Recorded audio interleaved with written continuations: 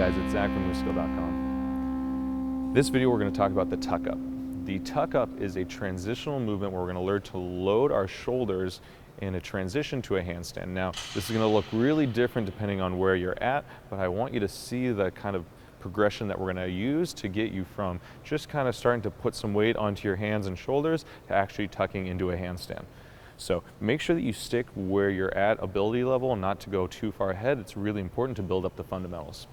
So the way that we're going to start this first is by just kind of moving across the floor. And this is a really nice way to warm up if you're a little bit more advanced, but if this is where you're at, this is a good way to start. So what I'm going to do is start in as low of a squat as I can. I'm going to place my hands out in front of me, and I really need to be kind of thoughtful and mindful of what I'm doing with my shoulders. So I want to be really active as I press into the ground. So hands forward, I'm going to press, and I'm going to push and pull my feet forward. And I'm not going that far. One thing I want you to notice is that the step that I'm taking with my hands and feet is only about, I don't know, 12 to 18 inches. So hands forward and press.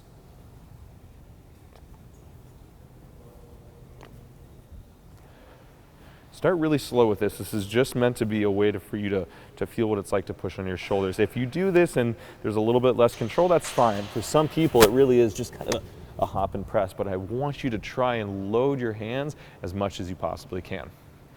If that felt easy, what we're going to start to do is actually stay stationary this time, but try and get our hips a little bit more over our shoulders.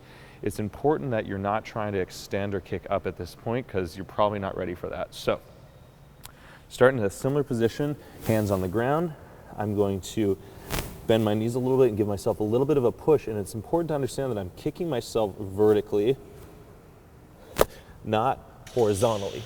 Hands flat on the ground, press nice and active through the shoulders.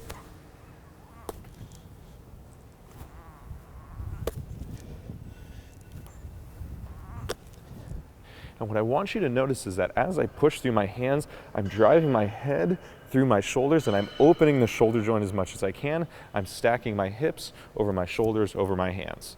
Right? Again, we're not trying to hold a balance or anything like that. This is just something to be done for reps. This is also going to be really helpful when you start to do a kick to handstand because you'll start to understand how to press through the shoulders. Understand that my shoulders are not passive in this motion. I am actively pushing my hands into the ground and lifting my hips over me. If this is easy, then we can start actually extending overhead. I'm going to recommend that you do this first with a wall to your back. That way, if you do overextend, which will probably happen the first few times you do this, if you do overextend, the wall will catch you, all right? So, same start position, all right, same execution for the first part of the movement, but now once I get my hips stacked overhead, then my legs are going to extend. And you see I'm not really holding position. I'm going up and coming back down.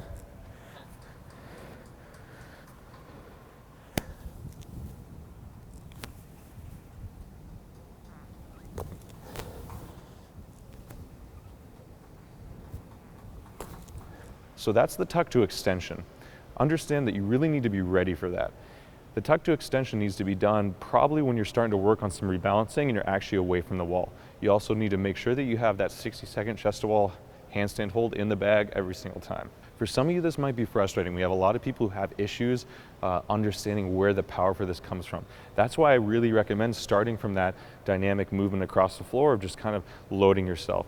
Once that becomes easier, then we're going to start to go to the stationary tuck to extension. And again, this takes time. Make sure you're not traveling forward. This is a huge mistake people make a lot. They place their hands on the ground and they kick forward and they're never pushing their head and chest through their shoulders, so they're never feeling what it's like to get inverted. This takes time. Don't get frustrated. It's a really helpful movement in the long run. Hope this helps you guys. Have a good one.